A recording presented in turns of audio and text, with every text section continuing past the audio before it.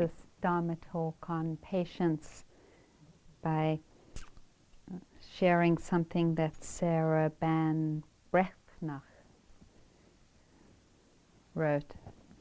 She said, "Expect to have hope rekindled.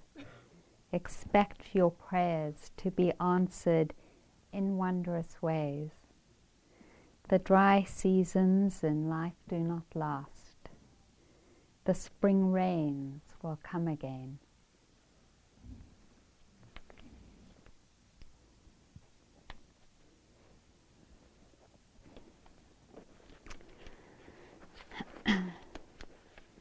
I wanted to dedicate this talk particularly to the movement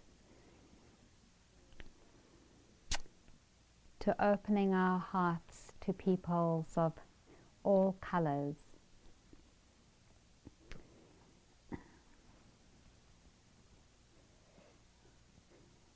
And to the ending of racism.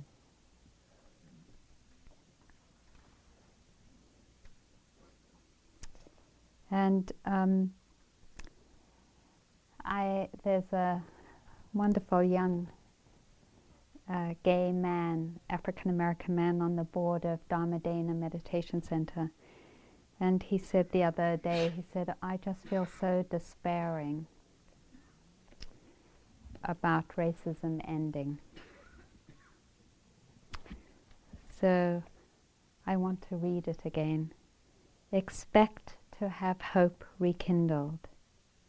Expect your prayers to be answered in wondrous ways. The dry seasons in life do not last. The spring rains will come again.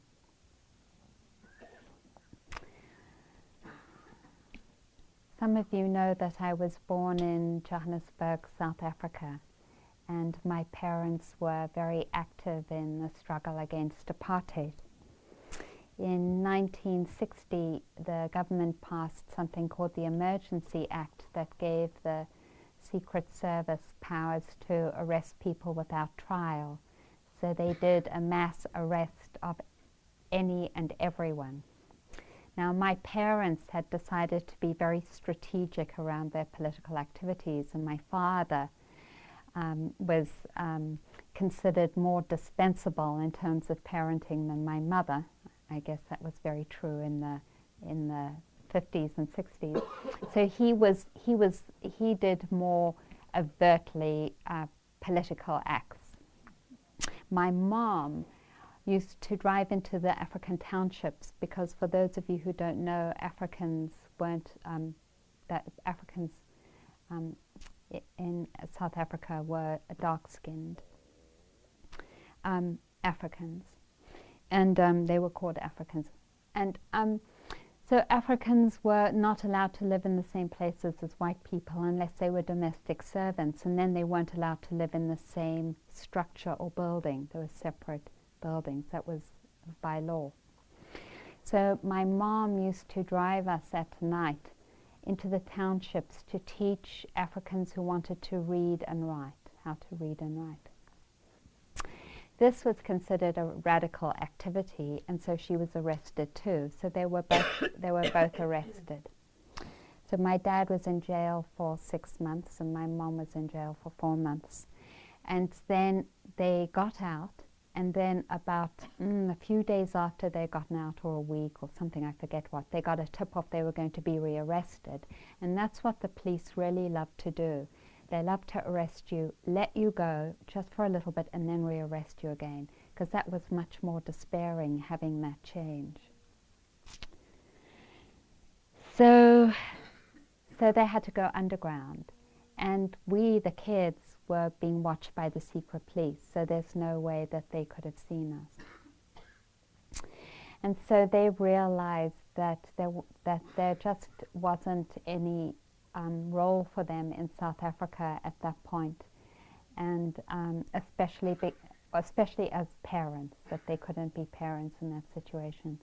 So they gave up rights to citizenship by signing what's called an affidavit, where under penalty of death you leave a country and you never return, and you leave as stateless citizens. You don't have a passport, so you give up all your rights of citizenship. So we left, and we left as stateless refugees and went to Israel, because that was the only country that would allow us to enter with our passports. We were Jewish. But Israel was like jumping from, whatever that expression is, the kettle into the fire, or the fire into the kettle. And so we left again as political refugees and asked for asylum in England. And we were very lucky at the London airport. We happened to hit on a relatively kindly customs official who took pity on this bedraggled family. And let us in. It was just before a whole wave of actually immigrants into England, so we were lucky we caught it at a good time. In that process, my parents kind of lost hope, and they felt like there wasn't any role for them to play in the struggle anymore, and they gave up all their activities in trying to change apartheid, apart from opening our house to people coming out of prison. We had a stream of people coming out of prison staying with us in London. And I remember talking to my father maybe when I was 15, and he just said that he was despairing, that he didn't think apartheid was ever going to end.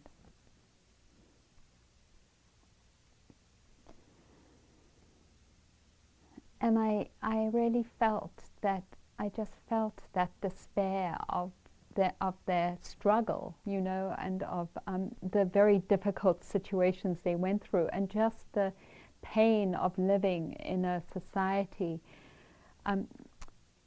that was based on violence against one people for the benefit of another. And then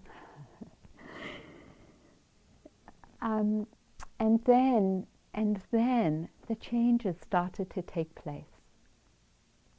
Or didn't started to take place, they continued to manifest, because there were, of course, people who continued that struggle in all kinds of different ways, and other people joined in the struggle. But there was one person in particular who really was a deep inspiration through the whole process, and that was Nelson Mandela. Right from the very beginning of the early meetings that happened in my parents' house, he had a particular kind of dignity and a grace. And most of you know that Nelson was in jail for over 20 years.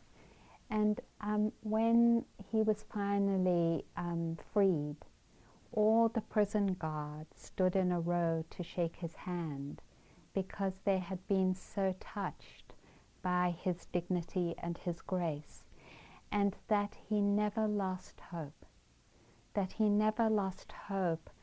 for the resolution of the difficulties.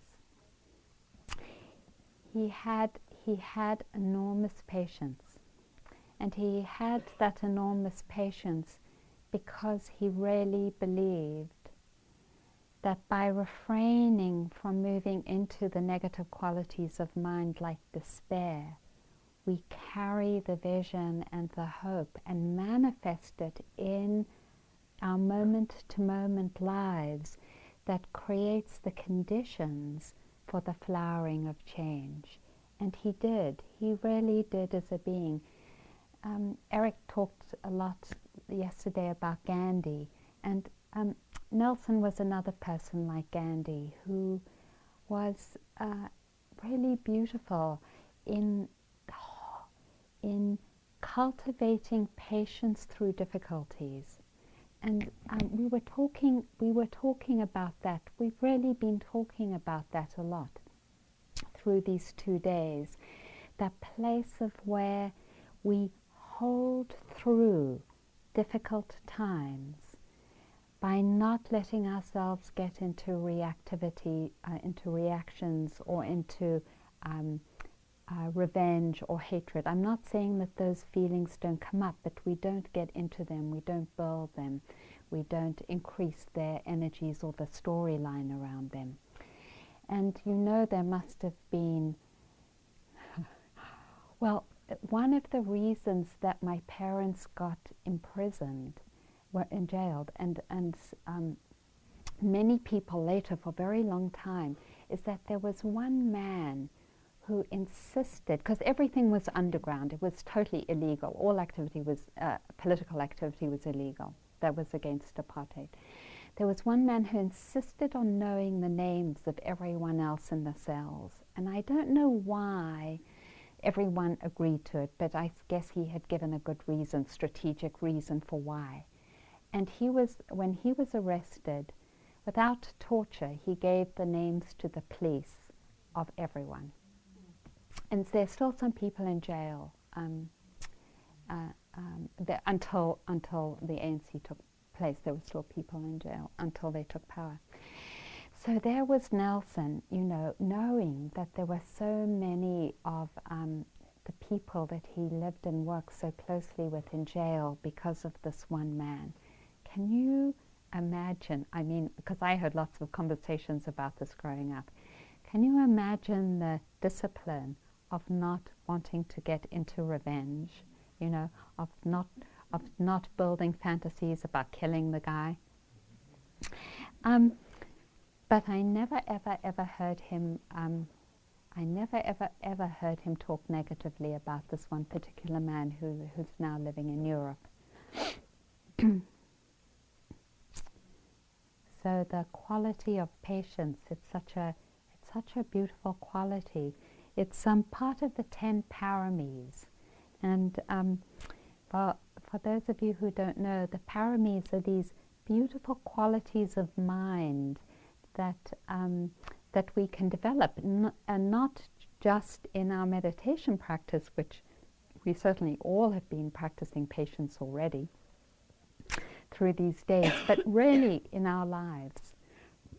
There are 10 qualities. The first one is generosity, then there's morality, which is non-harming, then there's renunciation, then there's wisdom, then there's energy, then patience, then truthfulness, then loving kindness, determination, loving kindness, and equanimity. And the story of the paramis is that when the Buddha, eons ago, which means a long time, 100,000 eons. Oh, 100,000 eons. I never knew what an eon was, but I guess it was a long time. 100,000 eons ago, realized that he wanted to be a Buddha. That he already had a very beautiful mind, and he could see that in order to be a Buddha, he needed to perfect these 10 qualities. That's so beautiful.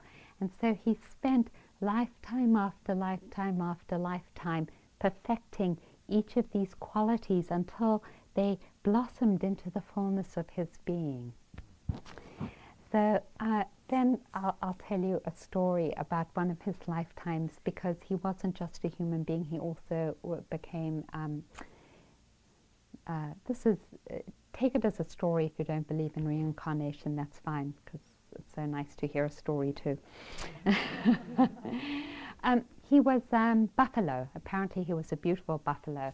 In the Jakarta Tale storybook that I saw over there, he was a buffalo with blue eyes, but I don't know if he really was a buffalo with blue eyes. Anyway, apparently he was a very beautiful buffalo. And there was this mischievous monkey that was constantly irritating him. When he tried to sleep, the monkey would jump on his back and beat him with a stick. When he tried to feed, the monkey would run around under his feet. This monkey was a really, one can imagine, a very irritating presence. So this sprite, this forest sprite, came down to the buffalo and said to the buffalo, "Listen, you know, why don't you just take your power and get rid of this monkey. You are such a big animal. I mean, even lions are scared of you, and tigers are scared of you. I mean, animals could really see you as a king of the forest. And the buffalo said,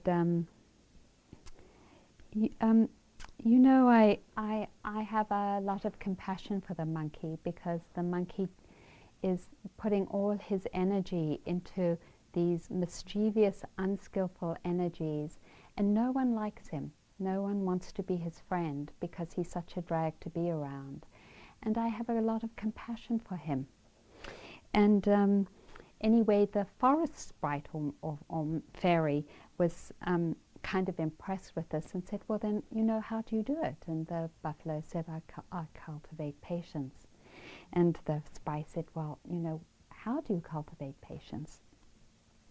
Gosh, that sounds like a cool thing, and I can perform all these magic tricks and I can't perform patience. And so the buffalo talks about trying to understand the situation and the situation of the monkey. And the sprite goes away. Meanwhile, the monkey has heard the buffalo. And the monkey comes to the buffalo and says, you know, I never really realized what I was doing until I heard what you said. And I never really realized that you were a good friend of mine. Thank you. And I vow to behave differently. So it's sort of what Eric was saying about when we see the good qualities in another human being through our own, we create the conditions for friendship to come into being. So patience is the response to difficult situations, and Sylvia Boorstein likens it to one of those heaters that when you turn on the hot water, it immediately heats the water. It's not like you have a big storage tank of patience. You don't have a big storage tank of water either. So when we find ourselves in difficult situations, then immediately patience can come up as a response to them.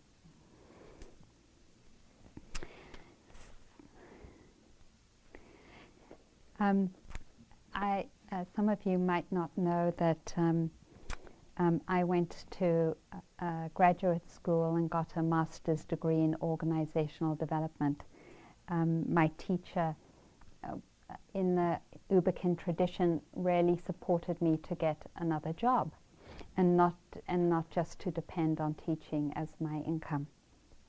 So I went to school and I got this degree in organizational development, and the whole thing about that was perfecting how organizations run and supporting them to run more efficiently and so on and so forth. And I spent a lot of money learning about this, $30,000. So I actually never got to practice it because I started teaching almost immediately after I got my master's degree. So, but anyway, now I'm involved in Dharmadena Meditation Center, and recently we were mailing out our newsletter. We have 2,000 names on our mailing list, so it's kind of a big deal to mail out our newsletter.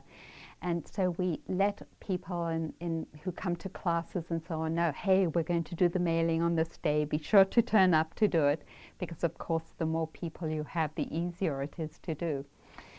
So Monday, this particular Monday was the big day to do it. And I had asked some people to get the bulk mailing permit and the stamps, and then someone had gone to pick them up from the printers. Everything was together. I got into the car that night to go to the mailing party and realized that I had forgotten to collect the mailing labels from the post office. And I walked into that room mortified to tell everyone that there were no mailing labels. I tell the story because patience is not just about the external situations of our life, but patience is very much about our own limitations and acknowledging the places where we fall short of how we would like to be. I felt particularly mortified because I saw that I carried this expectation inside of myself that I should be efficient. And this is not the only story I have to tell you about how inefficient I am in the ways that I support Dharma Dana to run. And we can either get into being really judgmental about ourselves, or we can become patient. You know, and it's just such a beautiful practice and invitation to over and over again fall back into that calling into being of I'm just a student and I'm learning, and may I be patient with myself. Actually, we all know already how profoundly imperfect the world is. In a way, that's also what we've been talking about these 2 days.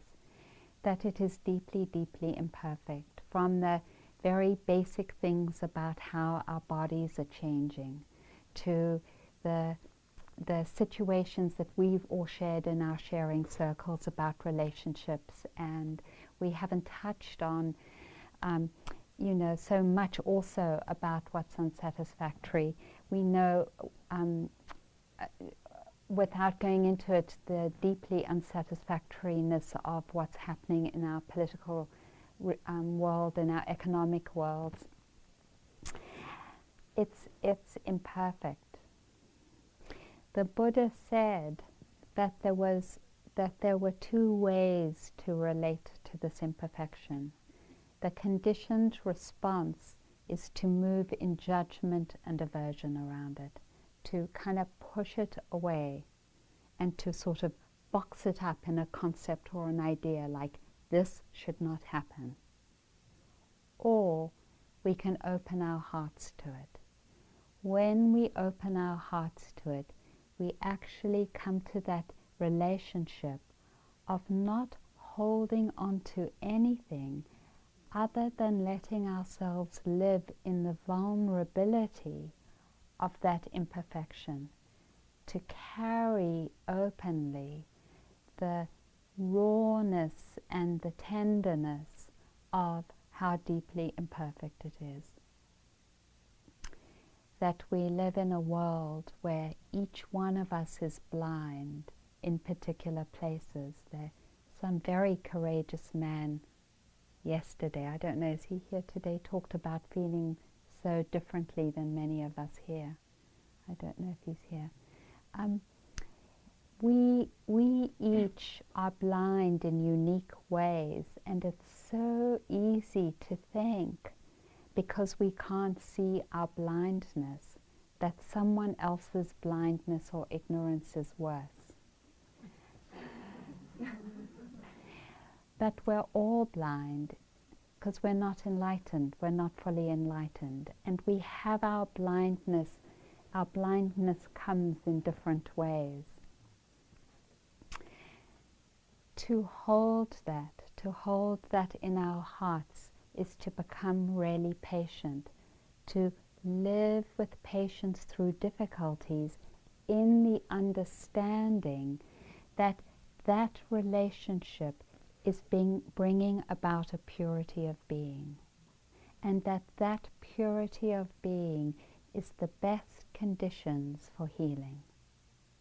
So that when someone asked the Dalai Lama in an interview that was printed in Shambhala magazine, I think it was in December of 2002, about Tibet, the interviewer said, well, you know, you must feel really miserable about Tibet because it's such a bad situation there. The Chinese have taken it over, they have influxed the country. A lot of the Tibetan culture has been destroyed, and so many Tibetans murdered and tortured.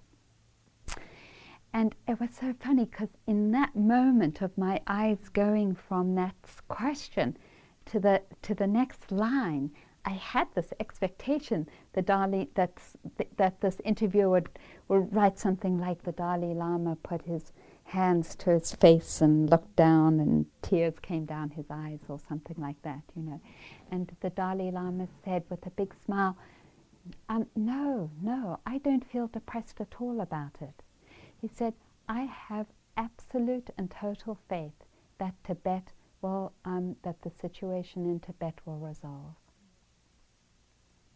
resolve itself in some way, and that Tibet will find some type of resolution with China where it can be at least partially independent. And I was so moved by that capacity to have faith and to be patient, to have the deepest faith that in continuing his practice and in relating from that practice, he knew, in the same way that Nelson Mandela knew in jail, that there had to be a positive outcome. And I feel such a deep respect for the integrity of those beings who have practiced so vigilantly and had so much faith. And I want to honor also the woman in the suffragette movement, because Mary Wollstonecraft in the late 1700s had that same vision when no one was talking about women's right to vote and have power over her lives. She talked about it, and she said through her whole life, I have total faith that women eventually will realize their potential. We have that capacity to practice with patience.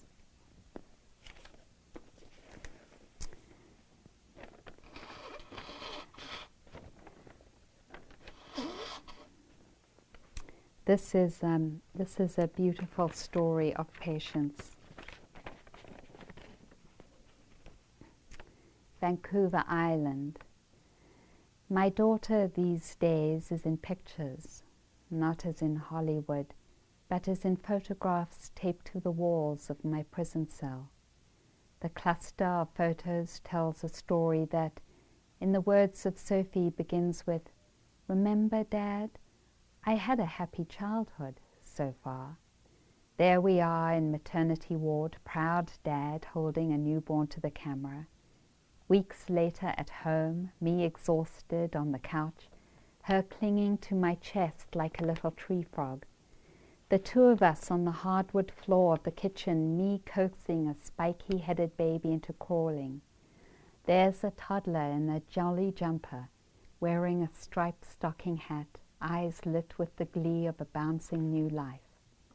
Then come the early Christmases, each wearing a new bathrobe, Sophie on her feet by now, buried to the ankles in Barbie accessories and piles of torn gift wrap. As she turns into a poised young girl leaving grade 5 for middle school, I begin to disappear from the collage. Now the pictures of her alone, sitting on our favorite beach, pointing to the rock we used to sit upon, or of her each year holding up a Christmas gift towards the lens. There is a thinness to her smile in these pictures, carefully held, as if that smile might break into something else the moment the shutter clicks. Her attempts to bridge the distance to include me in the moment are the hard evidence of my absence.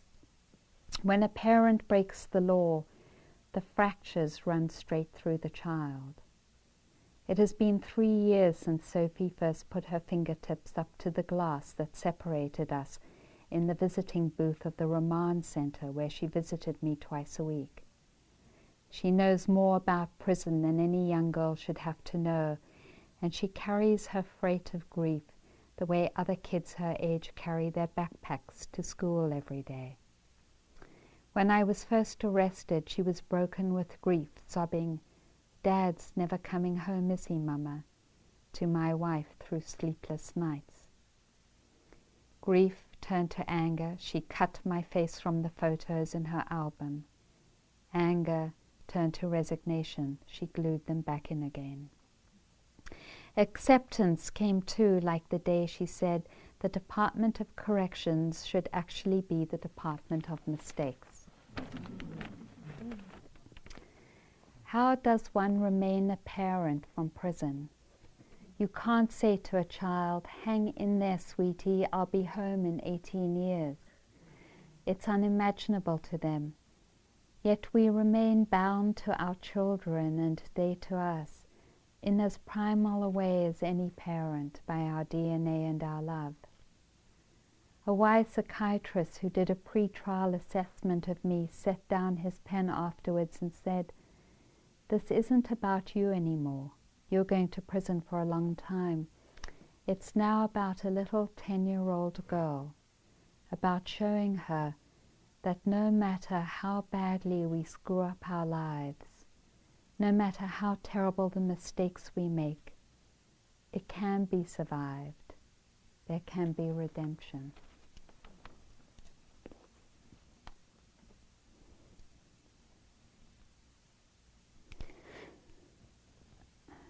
I love that story because sometimes when we face what feels insurmountable, whether it's something that we've done that we feel is a really horrible mistake, and it feels like in that mistake we've lost everything and there's nothing to do but to give up, or when we face something huge outside of ourselves, like the political reality that we confront. Often we feel overwhelmed and we feel like there's nothing we can do but to give up. But the calling of our hearts is to a practice of patience and a recommitment to our understanding that by holding through difficulties with this quality of mind, we actually bring about the conditions for a meeting of hearts.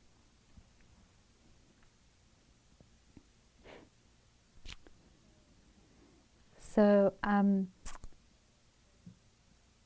you all have heard me talk about the process that I've been in this last year with Shah. And I felt like it was such a practice of patience because all my friends, including Eric, saw us go through such a deeply painful process where Eric and other people would call me up and they would say, "How's it going?" And I would just burst into tears and sob. And my sister, who I'm really close to, who actually has come to, who came to one of these one days in August, because she's a dyke. It was very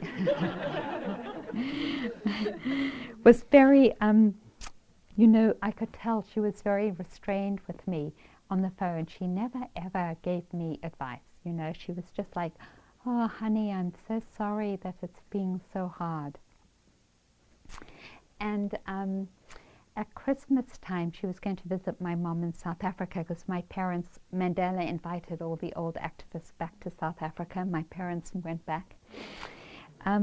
And so she was visiting my mom in South Africa. And she said to me, "Arinna, leave Shah." She just came out with it. And I was kind of shocked, you know, that she had broken this and just sort of really put out what she thought. And she said, "It's time, you have to leave Shah." And I thought about it, and I knew it was only coming from her, you know, from her compassion of seeing me in so much pain for this last year. And I thought to myself, I could, but I really want to hold through to find the place of love. I really want to keep on processing what it is that we have to process together until we can come to that place of love. And so we didn't separate then. We just kept on talking and trying to stretch and trying to find our way, until there was a moment when we were sitting at our kitchen table, and we had just said something, and we looked at each other, and it was a look of just both of us holding each other in our hearts, and both of us saying, we can't do it. It's almost like we said it at the same time. Oh, we can't do it. And there was no hate and there was no blame. And that doesn't mean that those feelings haven't come up since then. You know, I came back, she packed all the stuff and moved, and I came back into the house and I was like, oh, I can't believe she took that. You know, how come she took that? But I knew, you know, I knew that it was just, of course, what happens, and you know, it was fine that those feelings were coming up. I wasn't going to invest into them. So this Dharma talk is really about just sharing two sort of big deals in my life. The transformation that's happened in South Africa, that continues to transform actually, and that continues to demand incredible patience and perseverance in the face of difficulties, and my relationship with Shah. And it's just to say that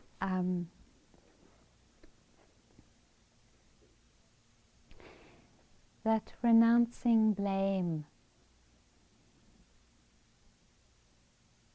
and the separations that result from it, whatever the storyline, can only bring us closer to our hearts and to that place of deeply coming home to ourselves.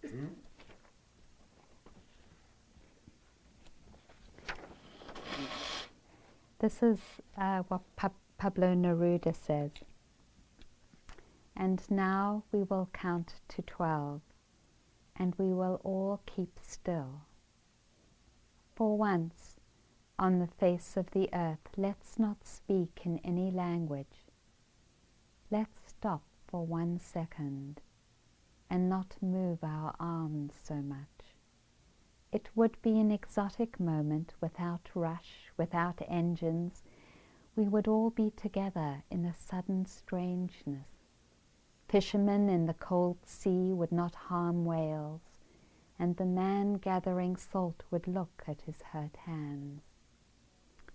Those who prepare green wars, wars with gas, wars with fire, victory with no survivors, would put on clean clothes and walk about with their brothers in the shade doing nothing. What I want should not be confused with total inactivity. Life is what it is about. I want no truck with death. If we were not so single-minded about keeping our lives moving, and for once could do nothing, perhaps the huge silence might interrupt the sadness of never understanding ourselves and of threatening ourselves with death. Perhaps the earth can teach us as when everything seems dead and later proves to be alive. Now, I'll count up to 12, and you keep quiet, and I will go. So let's take a moment to sit together.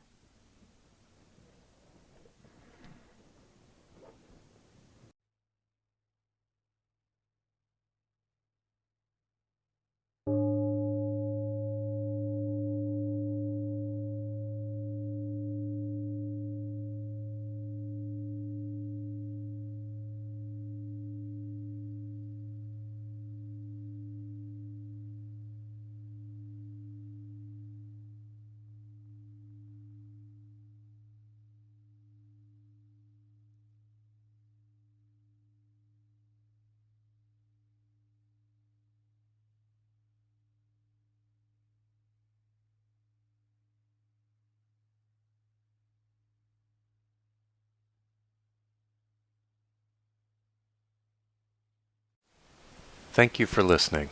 To learn how you can support the teachers and Dharma Seed, please visit dharmaseed.org/donate.